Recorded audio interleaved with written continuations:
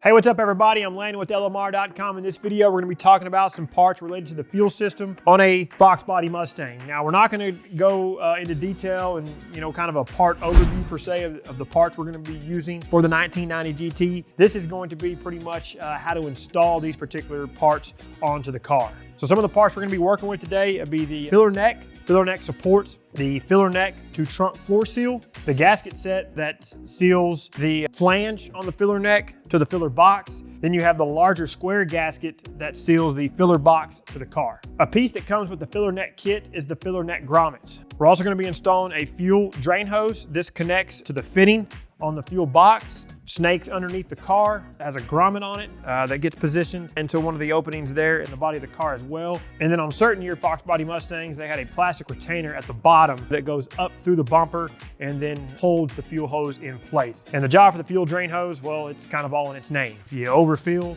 the tank, it's gonna run out and then run down on the ground through the drain hose. Over here we have some hardware. We'll have some hardware for the filler neck to trunk floor seal, filler neck flange to filler box, filler neck support, and then I'm also going to be installing the filler box or fuel door hardware kit. This includes the 4 bolts that holds the filler box of the car as well as the fuel door and the 2 rubber bump stops. So other than that, if you want to do some more work related to the fuel components on your Fox body Mustang, like drop the tank, all that good stuff, we do have a video already on how to remove a fuel tank from a Fox body Mustang, and I'll leave a link to that one for you down below. But other than that, we'll go over here to the 1990 GT and we'll get rolling.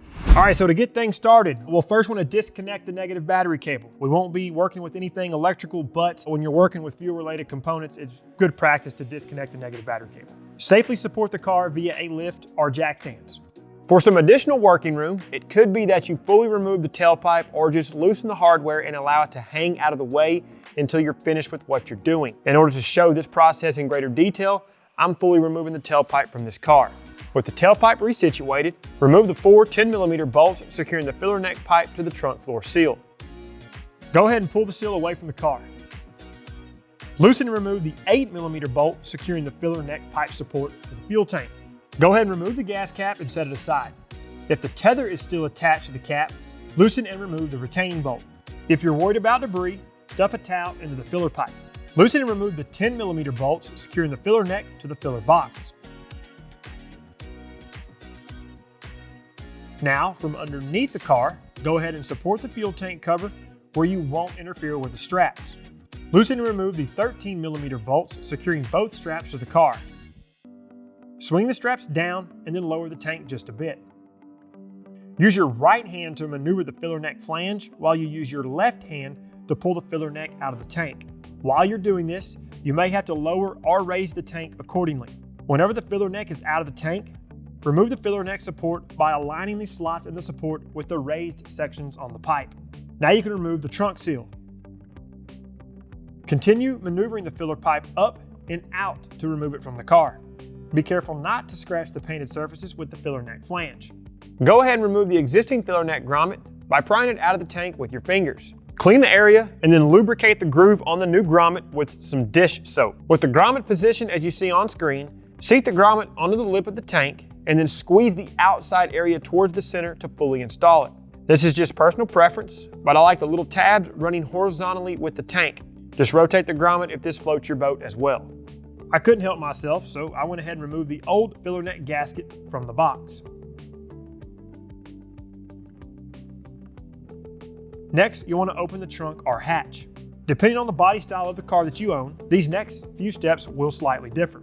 We're working on a hatch, so we'll have to roll over the hatch area carpet and scoot the spare tire board forward. Then remove the passenger side rearward trunk panel and as many of the passenger side interior rear quarter panel screws that we have access to. If you own a coupe or convertible, you'll need to do similar steps. Now we can remove the 4 8mm screws securing the filler box to the car. The 2 front screws secure the fuel door, so make sure you hold the door with one hand before removing the last screw or it's going to crash into the side of the car. Situate the fuel door and remove it from the car. Push the filler box away from the car and then reach inside to dislodge the grommet on the drain hose. Go ahead and remove the box by working it past the trunk paneling. Peel off the old gasket. If it's still intact, remove the fuel drain hose retainer. The one on this car was missing.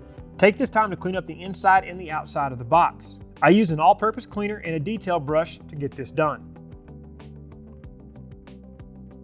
Wipe up the cleaner with a microfiber towel.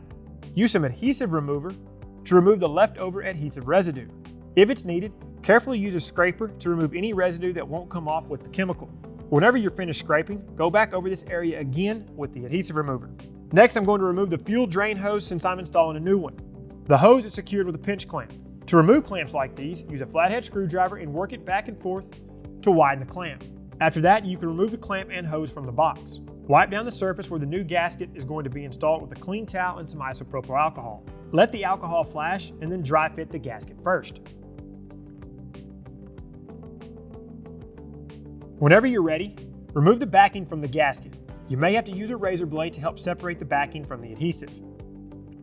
Without applying too much pressure, lay the gasket into place and align the holes. Once all the holes are aligned, firmly press the gasket with your fingers to ensure it's fully seated. Install the new drain hose onto the fitting and push it all the way until it bottoms out with the box. This hose is a pretty tight fit, so a clamp isn't needed. Next, we'll want to clean up the jam area for the fuel door. You can use an all-purpose cleaner first if it's really dirty, or jump straight into an all-in-one polish and microfiber towel. Resituate the box into the car and feed the hose through the opening. Before I installed the new hardware, I figured what the heck. I've come this far, so I might as well replace the rubber fuel door bumpers as well. And that's what I did. Remove the old ones with a plastic pry tool and a microfiber towel underneath the tool so you don't mar the painted surfaces. Clean up the area and then install the new bumpers. A flathead screwdriver helps to fully seat the bumpers into place.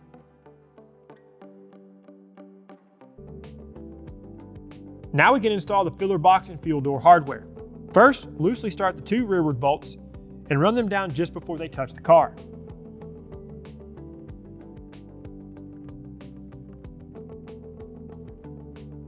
Go ahead and take this time to clean up the inside of the fuel door.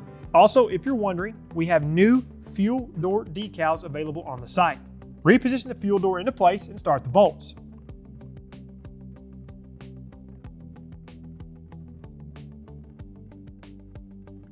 Gently close the fuel door and check the alignment. Adjust the fuel door to body alignment accordingly. Wipe the filler box where the filler neck to flange gasket installs with some isopropyl alcohol.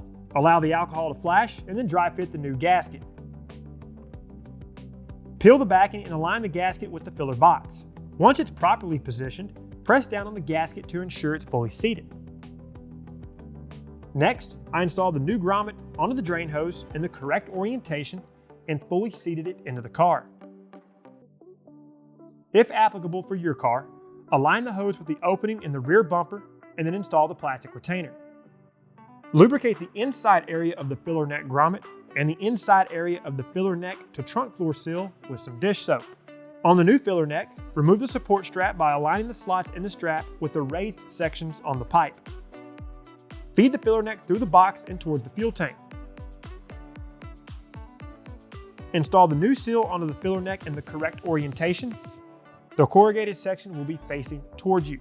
Push the seal as far as it will go and then reinstall the filler neck support in the correct orientation. Make sure you align the slots and slide it past the raised sections on the pipe. Install the end of the filler neck into the grommet. Depending on the height of the fuel tank, you may have to raise or lower it to get the filler neck through the grommet. Once it's started, raise the tank until it's back in position. Make sure nothing is pinched between the top of the tank and the bottom of the car. Swing the passenger side strap back into place and make sure the fuel lines are positioned behind it. Reinstall the 13mm bolt and torque it to 20 to 30 foot-pounds. Do the same for the driver's side strap. Continue pushing the filler neck through the grommet until the flange bottoms out inside of the box. Align the filler neck support with the fuel tank and install the new bolt. It can be torqued to 65 to 80 inch-pounds. Loosely install all 4 of the filler neck to trunk floor seal screws. Tighten them in a crisscross pattern to 20 to 30 inch-pounds. Once you get all of your parts tidied up, you can reinstall or reposition the tailpipe. Now we can loosely install the 3 screws that secure the filler neck flange to the box. You may have to slightly rotate the filler neck with one hand to align the screw holes. Torque this hardware to 20 to 30 inch-pounds.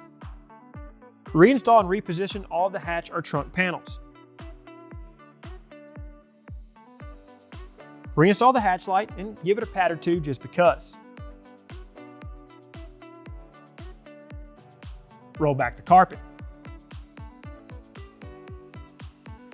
What better way to top everything off than an OEM style gas cap? Loosen and remove the screw at the 8 o'clock position. Set the gas cap in place and install the bolt through the tether. Retighten to 20 to 30 inch-pounds. Just because I'm weird, I always rotate the new cap until the lettering is even. After that, you're good to go.